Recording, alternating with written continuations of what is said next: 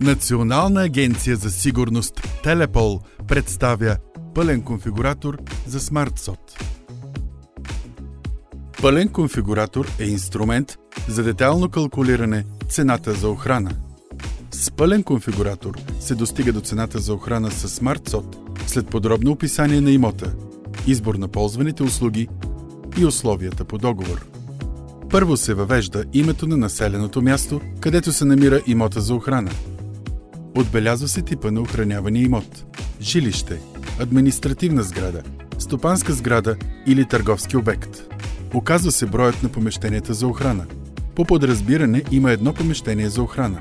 Изборът на броя на помещения става чрез плъзгане на показалеца наляво и надясно. Избира се степента за техническа обезпеченост. Насищане с сигнално-охранителна техника във всяко помещение чрез натискане на бутон базова, оптимална или максимална степен. Ако имотът не е жилище, се избира площта на помещенията в квадратни метри, чрез плъзгане на показалец наляво и надясно. По всяко време автоматично се изписват три суми: стойност на сигнално-охранителната техника, която се монтира в охранявания имот, еднократни задължения и месечна такса за охрана. Отдолу в табличен вид са всички месечни услуги за охрана с възможност да се конкретизира коя от тях ще се ползва. Услугите с цени променят месечната такса за охрана, а останалите не.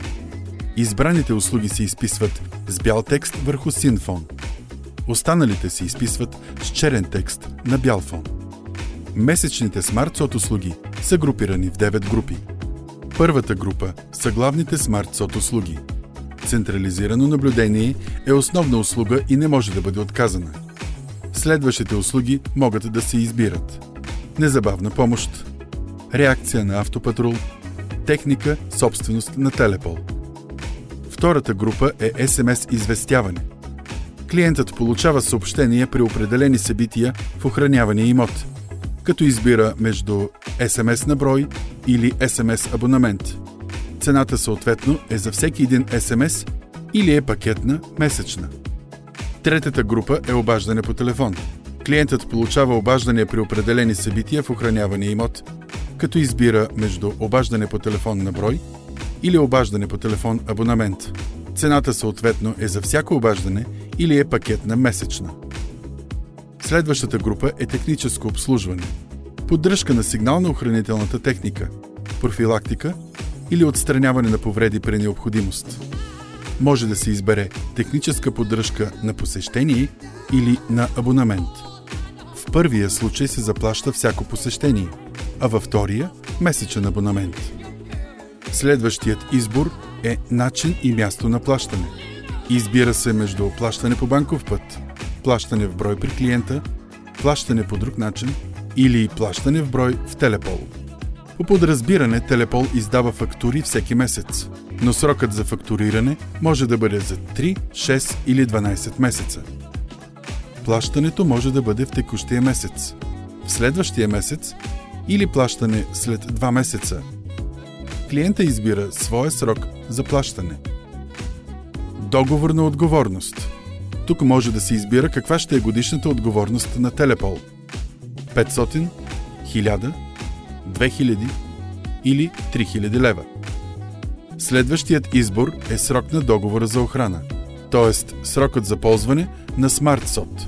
Възможностите са 1 месец, 2 месеца, 6 месеца или 12 месеца. Еднократните услуги са свързани с закупуване на техниката в охранявания имот. Тази опция е активна, ако клиентът избере техниката да не е на Телепол. Тогава тук автоматично се начислява цялата продажна стойност на техниката като еднократно задължение.